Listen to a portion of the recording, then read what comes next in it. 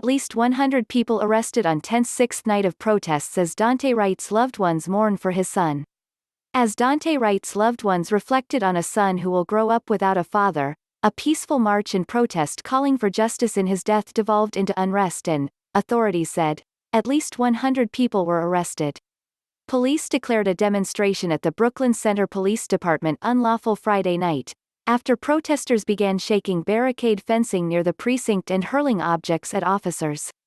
Officers could be seen using crowd control measures, including firing rubber bullets. On the sixth night of protests, after Wright's family members remembered him, some demonstrators ignored the pleas for peace from community organizers and hurled bottles at officers. His dad was a very good person, Erica Whitaker, the grandmother of Daunte Wright's son said earlier Friday, calling him an attentive father. He will have pictures. He will have history. He will have family that tells him about his dad on both sides of family. But he will not have his biological father. And no one can replace his biological father. Law enforcement declared the Brooklyn Center demonstration unlawful Friday night, when some in the crowd of about 500 people became disorderly, according to Minnesota Department of Public Safety Commissioner John Harrington. Protesters have consistently shown up outside the police headquarters in Brooklyn Center since Wright was fatally shot by an officer in a traffic stop Sunday. Calls for justice, spurred on by the memory of Philando Castile and the trial of a former officer in the death of George Floyd just 10 miles away, have at times boiled over into chaos, capturing the anger of the community. Protests over Wright's death adds to the ongoing national conversation surrounding policing and racial bias. The scene Friday night was a major departure from the peaceful protests earlier that night and the two nights before. There was a man standing atop a car with a megaphone imploring the crowd to remain peaceful and not throw anything, but that plea did not stop some demonstrators from setting off fireworks and throwing items over the fence at the police. Some demonstrators carried sheets of plywood, shields and containers of a liquid believed to be bleach, Harrington said Saturday. Police issued a third dispersal order shortly after 10 p.m. after a group of people with baseball bats, some wearing hockey gear and gas masks, joined the demonstrators, according to Harrington. Police moved in to make arrests and an 11 p.m. to 6 a.m. curfew was issued for Brooklyn Center. Charges filed against the officer. The fallout from the fatal shooting of Wright has been swift after body camera footage was released the next day. The officer who fired the shot, Kim Potter, resigned on Tuesday. She was arrested and charged with second-degree manslaughter Wednesday, and appeared in court on Thursday. In Minnesota, second-degree manslaughter applies when authorities allege a person causes someone's death by culpable negligence whereby the person creates an unreasonable risk, and consciously takes chances of causing death or great bodily harm to another. Someone convicted of this charge would face a sentence of up to 10 years in prison and/or a fine of up to $20,000. CNN has sought comment from Potter's attorney, Earl Gray.